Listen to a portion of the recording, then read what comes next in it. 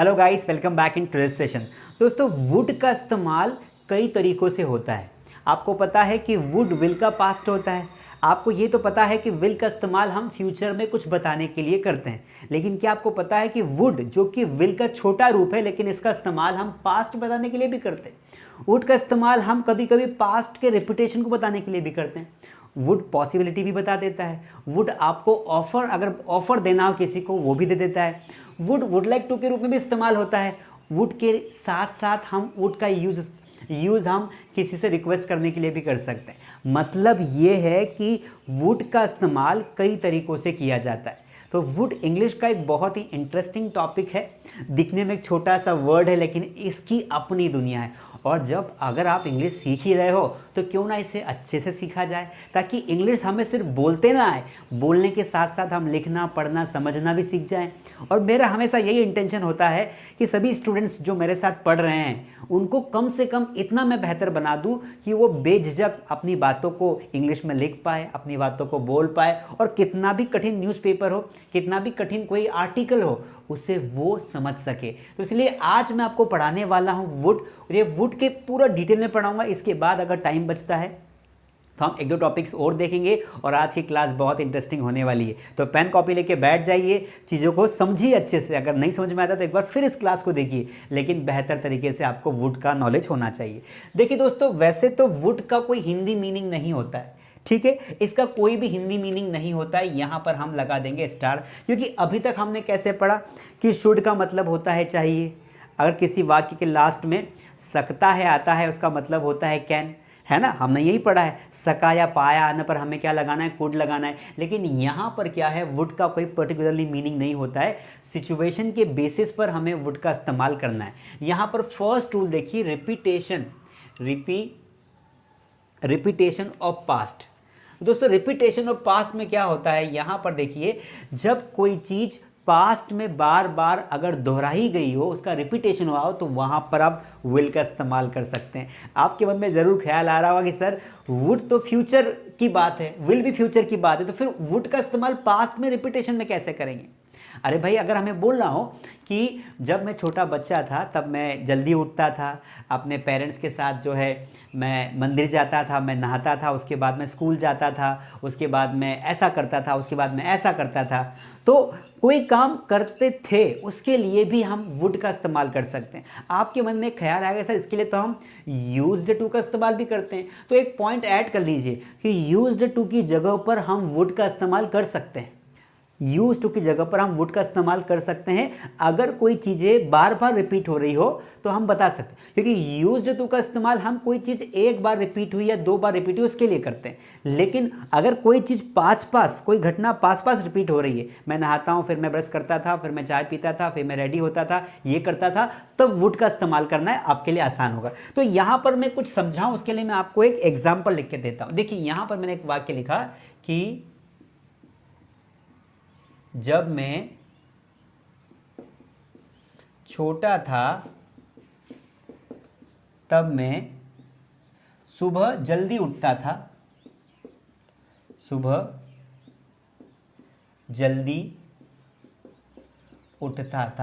फिर मैं नहाता था, फिर मैं तैयार होता था,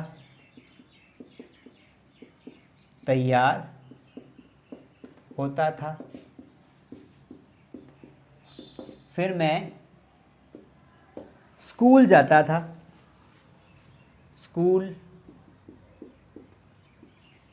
था, एंड सो ऑन। तो यहाँ पर you can see I have written some lines in Hindi which shows that कि रिपीटेशन हो रहा है, किसी न किसी इवेंट का रिपीटेशन हो रहा है।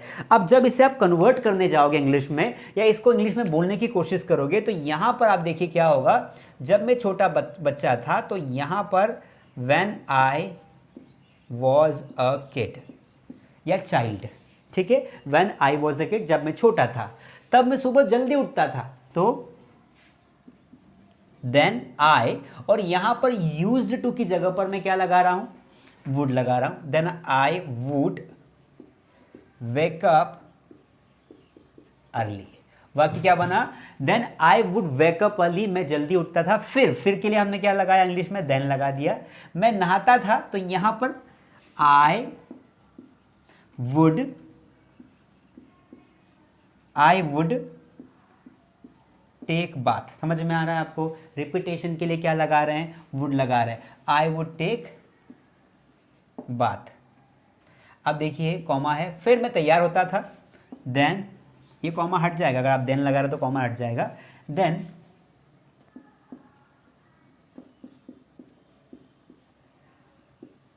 आई वुड गेट रेडी, फिर मैं स्कूल जाता था, then I would go to school. इस तरीके से। सो जब मैं छोटा था, व्हेन आई वॉज किड, मैं सुबह जल्दी उठता था, I would wake up early, फिर मैं नहाता था, I would take bath, I would do bath, है ना, आई वुड हैव बाथ, फिर मैं नहाता था, फिर मैं तैयार होता था, तो आई वुड टेक बाथ के बाद आई वुड गेट रेडी, मैं तैयार होता था, फिर मैं स्कूल जाता था, then I would go to school. So the funda is very simple दोस्तों, कि कोई चीज़ रिपीट हो रही है, मैं ऐसा करता था, तो वहाँ पर आप वुड का इस्तेमाल कर सकते हैं। जैसे आप बोलते हैं ना कि जब मैं स्कूल जाता था, जब मैं ऑफिस में काम करता था, तो when I used to work in the office, उसके बाद मैं नाश्ता लेता था, आई वुड टेक ब्रेकफास्ट, उसके बाद मैं ऑफिस का काम करता था। तो अब चाहो तो एक बार आपने यूज्ड टू का इस्तेमाल कर लिया, क्योंकि यूज्ड टू बड़ा है ना, उसके बाद आप वुड नॉट का इस्तेमाल करके रिपीट कर सकते हैं। आई होप आपको समझ में आया पहला कंसेप्ट, कि रिपीटेशन को रोकने के लिए, रिपीटेशन बताने के लिए, हम रिपीटेशन ऑफ पास्ट बताने के लिए हम वुड का इस्तेमाल कर सकते हैं, चाहे हमें ऐसा लगता है कि वुड फ्यूचर को दिखाता है। अब इस सेकेंड रूल पे आ जाते हैं, which will clear your all doubts. I know lots of doubts are there, but अभी देखिए, अगर आप टिके हैं यहाँ तक तो आपको समझ में आएगा। पास्ट ऑफ विल, ये ग्रामेटिकल टर्म अभी आ गई है, पास्ट ऑफ विल। क्या होता है ना, विल का इस्तेमाल हम फ्यूचर बताने के लिए करते हैं। जैसे मैं स्कूल जाऊंगा तो I will go to school, मैं खाना खाऊंगा तो आई विल ईट फूड, हम क्रिकेट खेलेंगे, वी विल प्ले क्रिकेट, वह मुझसे मिलेगा, ही विल मीट मी। ये कॉमन सा सेंटेंसेस है, विल के साथ वर्ब की फर्स्ट फॉर्म लगा के हम कोई सा भी फ्यूचर का सेंटेंस बता सकते हैं, उसे जानकारी देने के लिए। ठीक है, तो यहाँ पर पास्ट का विल क्या होता है दोस्तों, जब कोई ऐसी घटना जो पास्ट में घट चुकी है, उसका आज से कोई लेना देना नहीं है, सिर्फ उसकी बात की जा रही है, तब हम विल को वुड के रूप में इस्तेमाल करते हैं। कैसे कैसे, लेट मी टेल यू। जैसे मैंने कहा, राहुल ने मुझे कहा था कि वह तुमसे बात करेगा। अब राहुल ने मुझे अभी नहीं कहा है, वो अभी मुझे नहीं बोल रहा, उसने मुझे कहीं ना कहीं पहले कहा था कि वो तुमसे बात करेगा। तो इस वाक्य को बनाने के लिए हम विल की जगह वुड का इस्तेमाल करेंगे। तो मैं हिंदी में वाक्य लिखता हूं, यहां पर देखिए,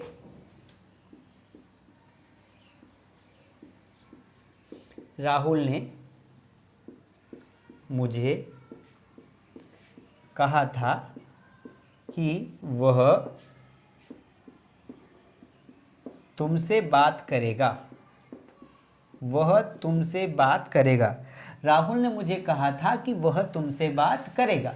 now here you see guys, the second part of the sentence, वह तुमसे बात करेगा, ये फ्यूचर का सेंटेंस है। लेकिन इस वाक्य को पढ़ने के बाद ये समझ में आता है कि राहुल ने मुझे कहीं ना कहीं पास्ट में कहा था, और ये मुझे तुम्हें पास्ट में ही बोलना था, सिर्फ मैं उस बात को रिपीट कर रहा हूं उस सिचुएशन में। यहां पर मैं क्या करूंगा, जब इसे कन्वर्ट करने जाऊंगा तो ये पास्ट का विल, तो ये विल क्या करेगा, ये विल कन्वर्ट हो जाएगा वुड में। कब कन्वर्ट हो जाएगा, जब हम किसी पास्ट की बात कर रहे हो और उसमें फ्यूचर को डाल रहे हो। तो जब इसे बनाओगे तो वाक्य बनेगा, राहुल ने मुझे कहा था, तो यहां पर आ जाएगा राहुल टोल्ड मी। सेंटेंस क्या बना, राहुल टोल्ड मी, और की के लिए हम अंग्रेजी में हमेशा ही दैट लगाते हैं, दैट। यहां पर थर्ड प्रोनाउन है ही, और अब यहां पर he will talk to him नहीं आएगा, ही वुड, और बात करने को बोलते हैं टॉक के साथ हमेशा टू आता है, तो ही वुड टॉक टू, तुमसे मतलब यू। तो वाक्य क्या बना, Rahul told me that he would talk to you, वह तुमसे बात करेगा। समझ में आ रहा है, उसने मुझे कहा था कि वो काम करेगा। इस सिचुएशन में पास्ट में हम विल को वुड कर देते हैं। एक और वाक्य देखते हैं,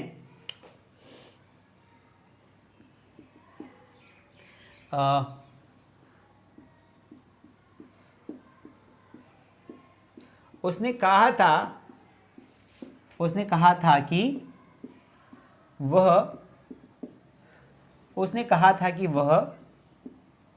अंग्रेजी सीखेगा, अंग्रेजी सीखेगा। उसने कहा था कि वह अंग्रेजी सीखेगा, इसे हम कैसे बनाएंगे? तो उसने कहा था, तो ही सेड दैट। यहां पर हम सेड के लिए, कहा के लिए हमने यहां पर टोल्ड का इस्तेमाल किया। यहां पर सेड का, टोल्ड का इस्तेमाल कब करते हैं? जब ऑब्जेक्ट आ जाता है। अगर सेड के बाद उसने किसे कहा ये नहीं बताया है, इसलिए हमने सेड लिखा यहां पर। अगर यहाँ पर आता है कि उसने मुझे कहा था, तो यहाँ पे टोल्ड आता। तो थोड़ी ग्रामेटिकल टर्म्स है, अगर आप याद रखोगे तो आपको बहुत अच्छा फायदा होगा फ्यूचर में। तो यहाँ पर आ जाते हैं सेंटेंस में, ही सेड दैट, की के लिए लगा दिया दैट, उसके बाद वह अंग्रेजी सीखेगा, तो ही, और सीखेगा के लिए विल की जगह पे would, he would learn English, he would learn English. तो I hope whatever I am trying to tell you, अगर आपको समझ में आ रहा होगा ज़रूर कि मैं क्या बताने की कोशिश कर रहा हूँ, कि पास्ट में जब हम विल का इस्तेमाल करेंगे, कि भाई पास्ट में किसी ने कुछ कहा होगा, तो वहाँ पर ग्रामर के रूप में हम लोग, यहाँ पर वाक्य पूरा दिख रहा है, वह अंग्रेजी सीखेगा, तो यहाँ पर वाक्य का मीनिंग क्या निकल रहा है? ही वुड लर्न इंग्लिश। अगर ये वाला हिस्सा नहीं होता, ये वाला, तो इधर वाला हिस्सा होता ना कि वह अंग्रेजी सीखेगा, तो फिर यहाँ पर वाक्य क्या बनता? He will learn English. लेकिन चूंकि उसने कहा था, तो पास्ट की बात हो गई, इसलिए विल को हमने वुड कर दिया है। आई hope the concept is clear. कुछ सेंटेंसेस मन से बनाओगे तो वो आने लगेगा, क्योंकि इसमें ना प्रैक्टिस का गेम है, साथ में आपको कुछ सेंटेंसेस बनाने। सर कैसे बनाए, मैं दे देता हूँ, आप बना के देखो। उसने तुम्हें कहा था कि तुम कार खरीदोगे, तो बनाओ इसे वाक्य को। उसने तुम्हें कहा था, तो उसने मतलब ही टोल्ड यू दैट। अब बाकी का बना लोगे, विल को वुड कर देना, सिंपल है। Now let's talk about the next and very important use of would, which is request and offer. जब हम किसी से रिक्वेस्ट करते हैं तो हम मे का इस्तेमाल करते हैं। हमने लास्ट लेक्चर में देखा था कि हम रिक्वेस्ट के लिए विल का इस्तेमाल भी कर सकते हैं। तो रिक्वेस्ट या ऑफर बताने के लिए, हम किसका इस्तेमाल करते हैं? वुड का इस्तेमाल करते हैं। कैसे करेंगे? Let me clear you. तो रिक्वेस्ट का मतलब क्या होता है? किसी से प्रार्थना करना। रिक्वेस्ट का मतलब क्या होता है? किसी से प्रार्थना करना। तो थर्ड पॉइंट पे आ जाइए, इस वाले पे आ जाइए, थर्ड पॉइंट पे। भाई रिक्वेस्ट का मतलब होता है किसी से भी प्रार्थना करना, निवेदन करना। ठीक है, पहले इसको देख लेते हैं। जैसे यहां पर एक वाक्य आता है, क्या तुम मेरी मदद करोगे?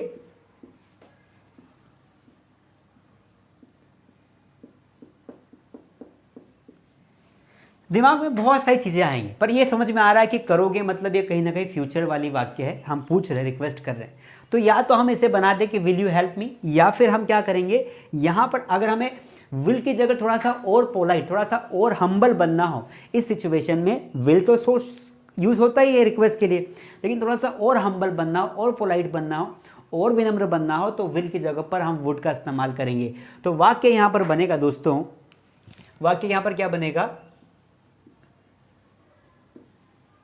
Would you please help me. हमने प्लीज मन से लगा दिया, would you please help me, इस तरीके से। Would you please help me, क्या तुम मेरी मदद करोगे? इस तरीके से एक प्रकार का ये क्या हो गया? रिक्वेस्ट हो गया। ठीक है, तो हमने क्या किया कि हमने और रिक्वेस्ट करते, क्या तुम दरवाज़ा खोलोगे? इसको कैसे बनाओगे? एक वाक्य, क्या तुम दरवाज़ा खोलोगे? क्या तुम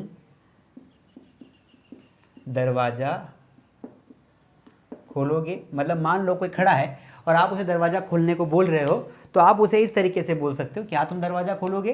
तो यहाँ पर वुड यू प्लीज़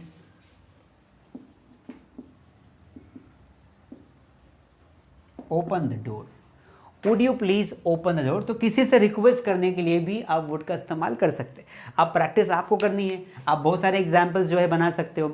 मतलब यहाँ पर विल भी आ सकता है, यहाँ पर कैन भी आ सकता है, यहाँ पर मे भी आ सकता है, यहाँ पर कुड भी आ सकता है। रिक्वेस्ट करने के लिए आपके पास कई सारे मॉडल्स हैं, आपको जो उचित लगे वो इस्तेमाल कर सकते हैं। It's your choice that which model you want to use. चलिए आगे बढ़ जाते हैं, ये तो समझ में आ गया होगा। अब यहाँ पर एक और वर्ड लिखा हुआ है ऑफर। किसी को ऑफर देने के लिए हम कैसे जो है वुड का इस्तेमाल करेंगे? तो ऑफर का मतलब यही होता है कि हम किसी को निवेदन पूर्वक कोई चीज़ लेने के लिए बोलते हैं, निवेदन पूर्वक।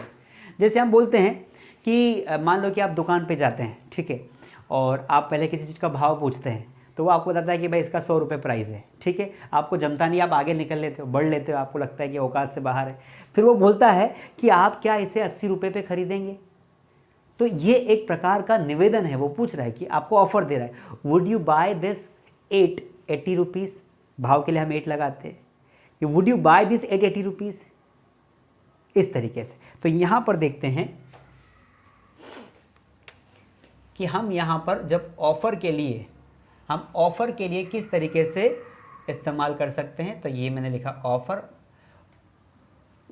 ठीक है, और यहाँ पर एक वाक्य लिखा मैंने,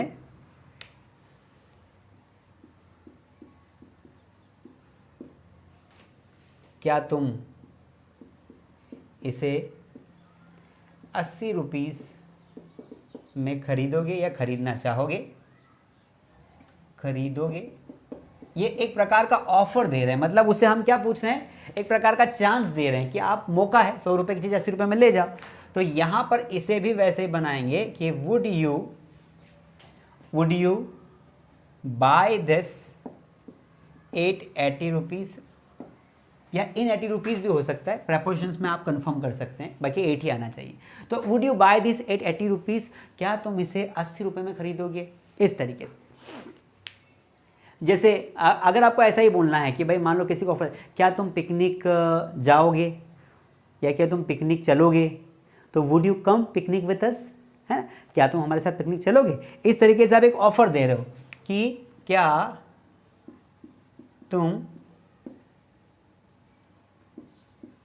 तुम हमारे साथ पिकनिक चलोगे, इस तरीके से। क्या तुम हमारे साथ पिकनिक चलोगे, इस वाक्य को कैसे बनाओगे। तो यहां पर देखिए, would you go picnic with us, इस तरीके से। क्वेश्चन मार्क आएगा क्योंकि यहां पर क्या है ना, हम ऑफर क्वेश्चन पूछ रहे हैं। एक मन में आपके सवाल आ रहा होगा, सर कि ये तो हम यहाँ से वुड लाइक टू का इस्तेमाल करके भी पूछ सकते हैं ना। तो बिल्कुल आप वुड लाइक टू का इस्तेमाल भी कर सकते हैं, वो आगे आएगा, इसलिए मैंने यहाँ पे एक सिंपल पूछ लिया। लाइक टू नहीं लगाओगे तब भी चलेगा, आपका ऑफर तो सामने वाले के पास जा ही रहा है। तो अभी हमने ये 2 इस्तेमाल भी देख लिए। आप बोलोगे सर पॉसिबिलिटी के लिए कैसे इस्तेमाल करते हैं। देखो, पॉसिबिलिटी के लिए एक सिंपल सा ये सेंस के ऊपर डिपेंड करता है। ग्रामेटिकली कभी भी इंग्लिश की पहचान नहीं कर पाओगे आप, कहाँ कौन सा मॉडल लगेगा, ग्रामेटिकली आइडेंटिफाई करना बहुत कठिन होता है। इसीलिए स्टूडेंट्स के एग्जाम्स में मार्क्स कटते हैं कि वो जजमेंट नहीं लगा पाते, क्योंकि उनकी प्रैक्टिस में सेंटेंसेस रहते नहीं हैं, अंग्रेजी वो बोलते नहीं है, इसलिए जजमेंट फेल हो जाता है। तो इसीलिए स्पोकन में यूज़ करना बहुत आसान होता है। पॉसिबिलिटी का मतलब क्या होता है, संभावना होता है। पॉसिबिलिटी का मतलब क्या होता है, संभावना, किसी चीज़ के होने के चांसेस। तो हम ये वाला रूल पढ़ने वाले हैं पॉसिबिलिटी के लिए। किसी भी चीज़ की पॉसिबिलिटी, अब देखो फ्यूचर में पॉसिबिलिटी कैसे होगी भाई, फ्यूचर में या तो 2 चीज़ें हो सकती, या तो मैं कोई काम करूँगा नहीं करूँगा। जैसे मैंने कहा कि मैं तुम्हारी शादी में आऊँगा, तुम्हारी अगर शादी होगी तो मैं ज़रूर आऊँगा, अगर आप बुलाओगी तो मैं तुम्हारी शादी में आऊँगा। तो यहाँ पर एक सेंटेंस देखिए, मैं दोनों तरीके से आपको समझाता हूँ। एक वाक्य है यहाँ पर, मैं तुम्हारी शादी में आऊँगा। अब यहाँ पर जब मैं इस सेंटेंस को कन्वर्ट करता हूँ तो डेफिनेटली ऐसे कन्वर्ट करूँगा, I will come in your marriage party भी बोल सकते हैं। लेकिन अगर आपके जाने की संभावना, उस पार्टी में जाने की संभावना कम है, कोई चांसेस नहीं है, तो आप अब बात को घुमाना चाहते हो। आप चाहते हो कि मैं ऐसे ये ना बोलूं कि मैं पक्का आऊँगा, क्योंकि आपको खुद पे डाउट है। तो वहाँ पर विल का इस्तेमाल ना करते हुए आप यहाँ पर बोल देंगे I would come in your marriage. तो यहाँ पर ये जो वुड आपने लगाया और यहाँ पर जो विल लगाया, इन दोनों में इतना ही डिफरेंस है कि जब आप विल बोलते हो तो आप किसी से प्रॉमिस करते हो। When you use will to do something in future, you are promising him कि आप वो करोगे। पर अगर आपको प्रॉमिस नहीं करना है, समय का भरोसा नहीं है, आपके पास बहुत सारे प्रोजेक्ट्स हैं, इन दैट केस आप यहाँ पर वुड लगा सकते हो। एक और एग्जांपल देखते हैं। जैसे मैंने कहा कि मैं तुम्हें बर्थडे पर मोबाइल गिफ्ट करूँगा, ठीक है, तो इसका वाक्य क्या बनेगा? I will gift you a mobile on your birthday, ठीक है। लेकिन मुझे कंफर्म नहीं है कि मैं करूँगा नहीं करूँगा, पर मैं बोलना चाहता हूँ, तो मैं ऐसा बोल दूंगा I would gift you a mobile on your birthday, इस तरीके से। तो the point is very clear that when there is more certainty things to happen, उस सिचुएशन में विल लगाओ। संभावना कम है तो आप पॉसिबिलिटी दिखाने के लिए आप वुड लगा सकते हो। चलिए अब लास्ट यूज़ है वुड का, वो मैं आपको बता देता हूँ। वुड लाइक टू, वैसे मैं इसका इंडिविजुअल टॉपिक कवर कर चुका हूँ कि चाहूँगा शब्द के लिए जब किसी वाक्य के लास्ट में चाहूँगा शब्द आता है, वहाँ पर आप लगाते हो वुड। तो लास्ट वाला पॉइंट है हमारा वुड मॉडल का, वुड लाइक टू। इसका मतलब होता है कि किसी की आप क्या पूछते हो? विश पूछते हो, यानी इच्छा, ठीक है, जिसका मीनिंग होता है चाहूँगा। I have detailed this particular topic if you are watching my classes regularly, but फिर भी इसे बता देता हूँ। इसमें क्या होता है, जब हम कुछ अपनी इच्छा व्यक्त करते तब हम वुड लाइक टू का इस्तेमाल करते। जैसे मैंने कहा कि मैं तुम्हारे साथ कॉफ़ी पीना चाहूँगा, मैं तुम्हारे साथ कॉफ़ी पीना चाहूँगा। ये एक प्रकार के विश है, कोई ज़बरदस्ती नहीं है, एक विश रख रहे हैं हम, मैं तुम्हारे साथ कॉफ़ी पीना चाहूँगा। तो यहाँ पर देखो वाक्य क्या आएगा? I would like to take coffee with you. I would like to take coffee with you, मैं तुम्हारे साथ कॉफ़ी पीना चाहूँगा। इस तरीके से आई वुड लाइक टू, तो ये वुड लाइक टू हमने पूरा लगाया क्योंकि चाहूँगा शब्द आया, एक विश बताने के लिए हमने लगा दिया। उसी प्रकार जब हम इंटरोगेटिव वाक्य बनाते, प्रश्न पूछते हैं, किसी की इच्छा पूछते हैं, तो हम ये वुड को आगे कर देते हैं। जैसे मैंने एक वाक्य यहाँ पे लिखा, क्या तुम अंग्रेजी सीखना चाहोगे? क्या तुम अंग्रेजी सीखना चाहोगे? तो यहां पर एक विश की बात हो रही है, तो इस सिचुएशन में मैं क्वेश्चन बना दूंगा, would you like to learn English? Would you like to learn English? क्या तुम अंग्रेजी सीखना चाहोगे? Would you like to learn English? तो इस तरीके से दोस्तों यू कैन सी कि मैंने सारे के सारे मॉडल्स आपके सामने लिख दिए हैं, नन इज लेफ्ट। अब यहाँ पर वैसे तो और भी इस्तेमाल है, जैसे वुड यू माइंड का एक इस्तेमाल होता है, अगर आपको प्रॉब्लम ना हो तो मैं ऐसा कर लूँ, तो वुड यू माइंड इस तरीके से।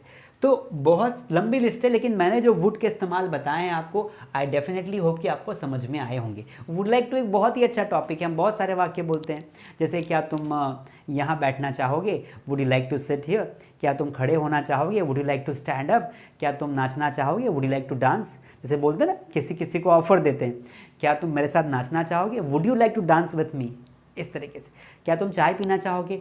Would you like to take tea? तो ये would you like to take tea तो बहुत ज़्यादा इस्तेमाल होता है when you want to ask someone कि वो क्या चाहते हैं। इस तरीके से वुड का इस्तेमाल कंप्लीटली पूरा कंप्लीट हो गया है, मैंने सारा बता दिया। अभी हम चलते हैं अगले टॉपिक की ओर, तो इसे इरेज कर देता हूँ, आप चाहो तो इसे कॉपी भी कर सकते हैं। वीडियो को पॉज करिए और कॉपी कर दीजिए। चलिए अभी आगे बढ़ जाते हैं। तो अभी हम देखने वाले हैं, एक ought to हमारा बचा हुआ था। ought to का इस्तेमाल कभी कभी हो जाता है, रेयरली। शुड मस्ट से हमारा अभी वैसे ही पेट भर चुका है, फिर भी हम ought to को पढ़ेंगे। ought to हमारा एक इंग्लिश का एक बहुत ही अच्छा ऑक्सिलरी वर्ब है, तो उसको हम पढ़ लेते हैं। ये हमारी मोरल ड्यूटी बताता है, तो मैंने यहाँ पर ought to लिख दिया है।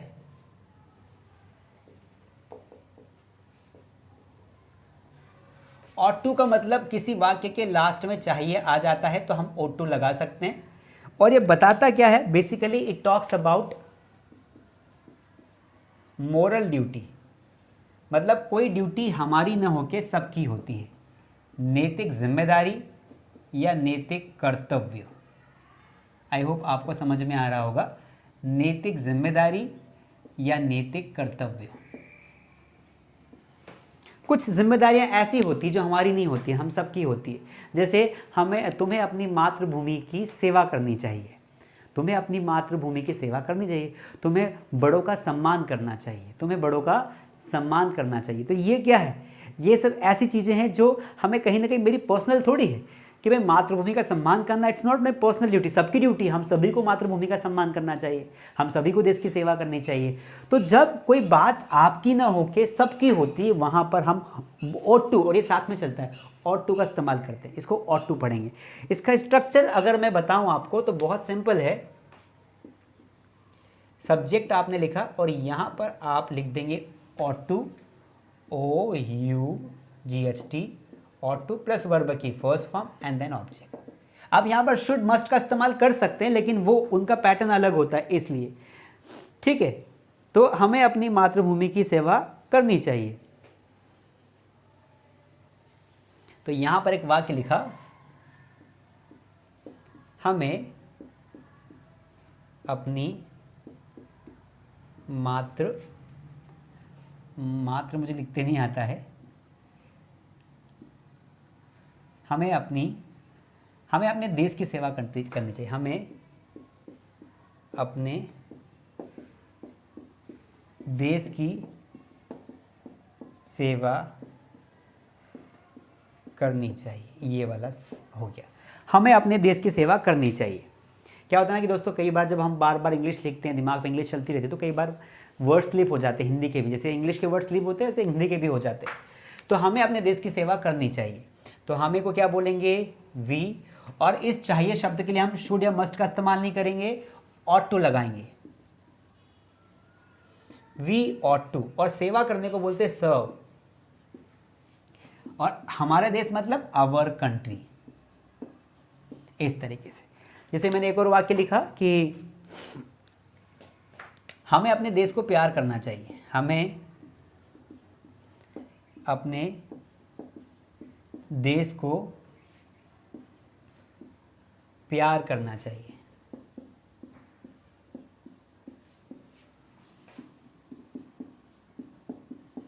हमें अपने देश को प्यार करना चाहिए। इस सिचुएशन में वाक्य क्या बनेगा,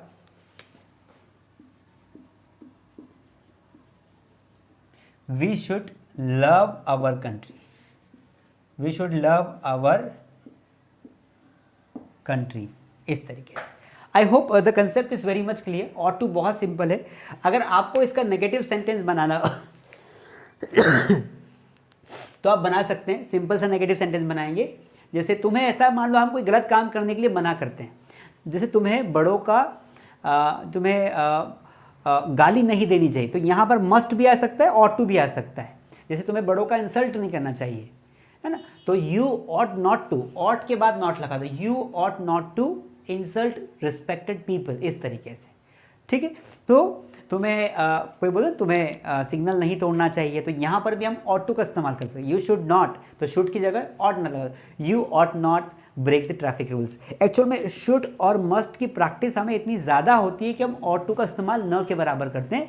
लेकिन जब आप कोई गवर्नमेंट लैंग्वेज देखोगे, है ना, जो IAS लोग होते हैं, IPS लोग होते हैं, वो बड़े बड़े लोग क्या करते हैं, ought to का इस्तेमाल करते हैं। किसका इस्तेमाल कर, जैसे मैंने आपको कल बताया था ना कि शेल का इस्तेमाल हम करते हैं मोरल, किसी को वार्निंग देने के लिए। उसी प्रकार मोरल कर्तव्य, हमारे नैतिक कर्तव्य, हमें क्या क्या करना चाहिए, हमें हमारे राष्ट्रीय झंडे का सम्मान करना चाहिए, तो वहाँ पर भी हम क्या करेंगे, ought to लगाएंगे, we should respect our national flag. तो आई होप कि आपको ये चीज़ें समझ में आ गई होगी। आप चाहो तो बहुत सारे वाक्य बना सकते हो। अभी हम एक और मॉडल देख लेते हैं। तो अभी हमारे पास इसे कॉपी कर लीजिए आप, और अभी हम डेयर पढ़ेंगे। डेयर एक और मॉडल पढ़ लेते हैं, छोटा सा है, then we will wind up the class. You have to make some sentences guys. अगर आपको प्रैक्टिस करनी है, अगर इसको सच में सीखना है, तो आपको बहुत सारे सेंटेंसेस खुद बनाने पड़ेंगे, नहीं तो मज़ा नहीं आने वाला है। तो एक मॉडल होता है हमारा डेयर। डेयर का मतलब होता है हिम्मत करना।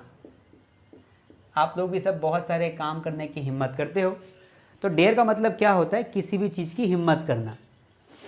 तो आती है आपको हिम्मत करना? जैसे एक वाक्य लिखा मैंने यहाँ पर, तुम में कार चलाने की हिम्मत है। ठीक है, एक प्रकार की हिम्मत की बात कर रहे हैं, तुम में कार चलाने की हिम्मत है। How will you convert this sentence into English? आप इस इंग्लिश के सेंटेंस को कैसे बनाएंगे? तो बहुत सिंपल है ना? कैसे बनाएंगे?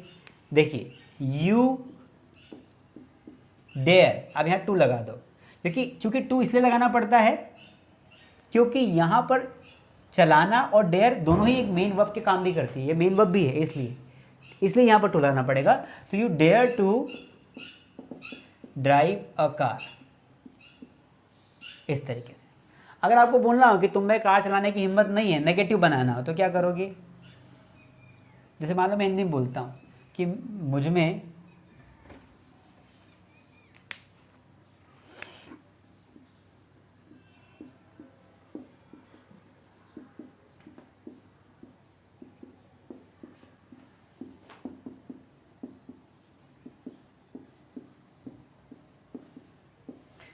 कार चलाने की हिम्मत नहीं है, तो क्या करेंगे?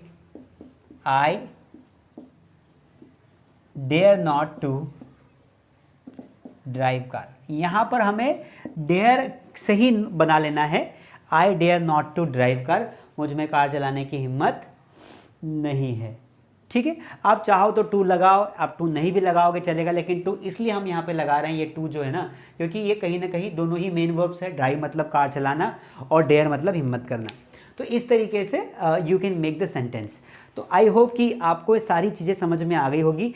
वैसे नीड टू भी एक मॉडल होता है, मैंने वैसे एक क्लास में पढ़ा दिया है। नीड टू का नाम भी सुना होगा, ज़रूरत होना। नीड मतलब ज़रूरत है। ठीक है, तो नीड का मतलब क्या होता है? ज़रूरत होना। जैसे मैंने कहा कि मुझे पानी की ज़रूरत है या मुझे पानी चाहिए, तो इसको कैसे बनाओगे? तो मैंने वैसे तो ये वाक्य अगर आपने पूरी क्लासेस अटेंड की तो पता होगा, नहीं तो इसको ऐसे बोलेंगे, आई नीड वाटर। और अगर इसका नेगेटिव बनाना हो तो आई नीड नॉट वाटर आएगा, डोंट भी लगा सकते हैं, पर हमने आई नीड नॉट वाटर, इस तरीके से, दोनों तरीके।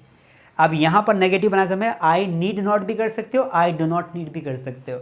उसी प्रकार यहाँ पर जब नेगेटिव आपने बनाया तो आई डेयर नॉट भी कर सकते हो, आई डोंट डेयर भी कर सकते हो, डू नॉट लगा कर डेयर को आगे खसका सकते हो। ऐसा इसलिए होता है क्योंकि कुछ जो सहायक क्रियाएं होती है वो सेमी मॉडल्स होती है। सेमी मॉडल्स का मतलब क्या होता है?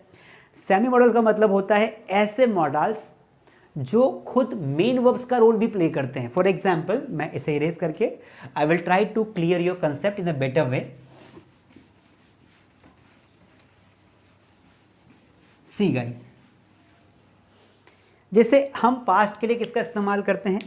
हम पास्ट के लिए यूज्ड टू का इस्तेमाल करते हैं। Let me clear the board. मैं कोई काम किया करता था तो हम क्या लगाएंगे? यूज्ड टू, मतलब कोई काम किया करते। तो यूज्ड टू का मतलब क्या होता है? करते थे, पास्ट की हैबिट बताने के लिए हम यूज करते। लेकिन यूज का मतलब क्या होता है? उपयोग करना भी होता है। तो दोनों सेंटेंस अलग अलग हो सकते हैं। जब इसका एज ए हेल्पिंग वर्ब इस्तेमाल करेंगे तो ये सेमी वर्ब मॉडल के रूप में आ जाएगी, वरना यूज हमारी मेन वर्ब है। यूज का मतलब होता है उपयोग करना, उपयोग किया तो यूज्ड हो जाता है। ठीक है, जैसे आप कई बार बोलते हैं ही यूज्ड मी, उसने मेरा उपयोग किया, इस तरीके से। सो चीज़ें बहुत क्लियर है, बहुत ईजी भी है। अगर आप थोड़ा सा बेहतर करोगे तो आपको समझ में आने लगेगा कि हाँ मैं क्या कहने की कोशिश कर रहा हूँ। उसी प्रकार जैसे एक मॉडल हमारा होता है, यहाँ पर मैं लिख देता हूँ, नीड। तो नीड का मतलब क्या होता है? एज अ मॉडल देखें अगर हम, तो मतलब होता है ज़रूरत। तो ज़रूरत भी हो सकता है, आवश्यकता भी हो सकती है। तो इसका इस्तेमाल एज अ मॉडल में भी कर सकते हैं। मॉडल में करेंगे तो क्या होगा? तो यहाँ पर ये एज अ आएगी हेल्पिंग वर्ब। आई नीड, इसको नीड टू करके पढ़ते हैं। हाँ, I need to go there, ये मैंने ब्लैक में लिख दिया। तो यहाँ पर ये जो है ना एज अ हेल्पिंग वर्ब इस्तेमाल हो रही है, जबकि हम इसको नीड को जो है ऐसा भी कर सकते हैं, आई नीडेड यू, मुझे तुम्हारी ज़रूरत है, आई नीडेड यू, तुम्हारी ज़रूरत थी, इस तरीके से। सो लिटिल बिट कंफ्यूजिंग है। If I will take you into the deep then there can be problem, but if you really looking for a grammar then इसको बहुत डीप में पढ़ोगे तो आपको बहुत सारी चीज़ें मिल जाएगी। डीप में पढ़ाऊँगा तो बहुत टाइम लग जाएगा। आई होप कि आज ही जो मैंने आपको टॉपिक्स करवाए वो टॉपिक सारे के सारे बहुत अच्छे से आपको समझ में आ गए होंगे। लेट्स टॉक अबाउट कि हमने कितने प्रकार के मॉडल्स पढ़ लिए। देखो, शुड हमने पढ़ लिया है ना, और कैन हमने पढ़ लिया। अब आपको करना क्या है, what you need to do, you need to close you need to revise all the things. Open your book if you are maintaining a copy, open your copy and first read once all the rules and all the models. सारे models को पढ़िए एक एक बार, फिर आप ऐसे revise करेंगे कि शुड का इस्तेमाल करते हैं हम लोग क्या बताने के लिए, जब किसी वाक्य के लास्ट में चाहिए आ जाए और हमें ड्यूटी बतानी हो, हमारा कर्तव्य बताना हो, या फिर हमें बताना हो, किसी को एडवाइस देना हो, तब हम शुड का इस्तेमाल करते हैं। उसके बाद आता है मस्ट। मस्ट का इस्तेमाल हम करते हैं स्ट्रॉन्ग ऑब्लिगेशन में, किसी हमारा ऐसा कोई कर्तव्य जो बहुत ज़्यादा इंपॉर्टेंट हो, वहाँ पर हम मस्ट का इस्तेमाल करते हैं। और मस्ट का इस्तेमाल किसी को स्ट्रॉन्ग सलाह देने के लिए भी करते हैं, जैसे तुम्हें ऐसा बिल्कुल करना चाहिए, तुम्हें ऐसा बिल्कुल नहीं करना चाहिए, वहाँ पर आप मस्ट लगाते हैं। उसके बाद हमने कैन और मैं पढ़ा, बहुत डीप में पढ़ा। कैन का इस्तेमाल हम 3 चीज़ों के लिए करते हैं।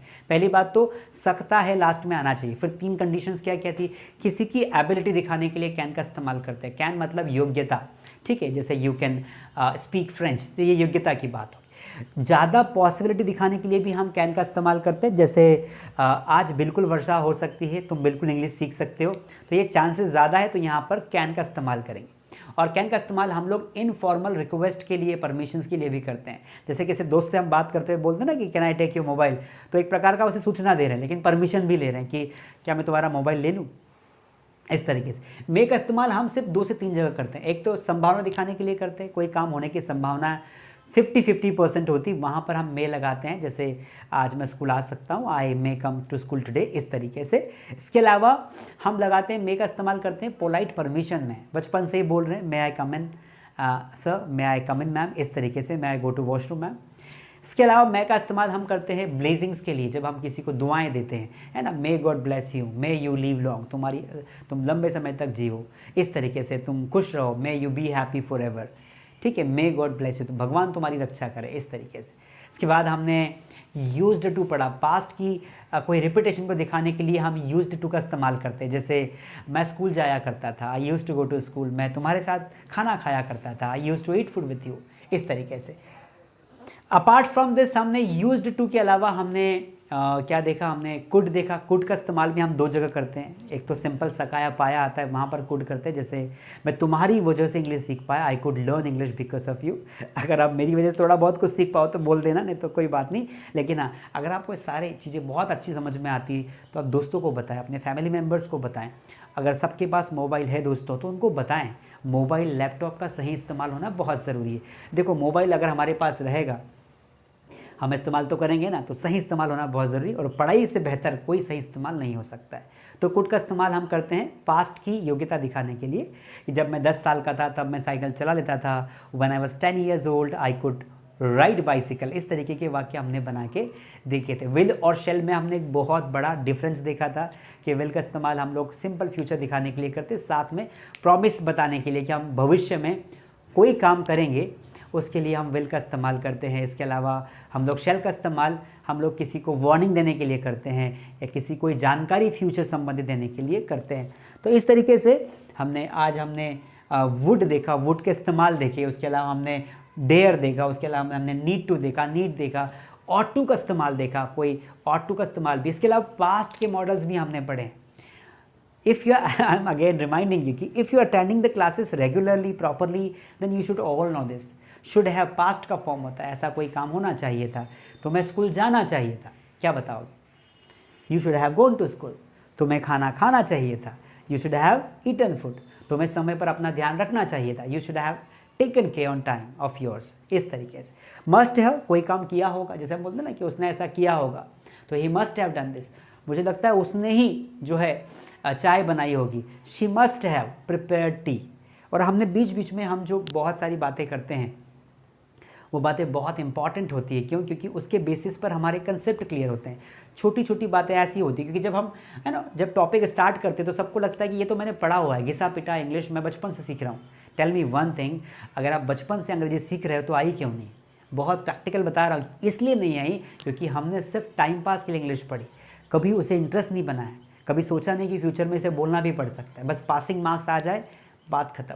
लेकिन आज हम जब इंग्लिश सीख रहे हैं तो अलग तरीके से सीख रहे हैं। आज हमारे ऊपर प्रेशर है, हम खुद से सीखना चाहते हैं। पहले टीचर्स पढ़ाते थे तो हम नहीं पढ़ते थे, आज हम खुद से पढ़ रहे हैं, खुद से आगे बढ़ रहे हैं, क्योंकि हमारी ज़रूरत है। English is the need of time, is the need of hour guys.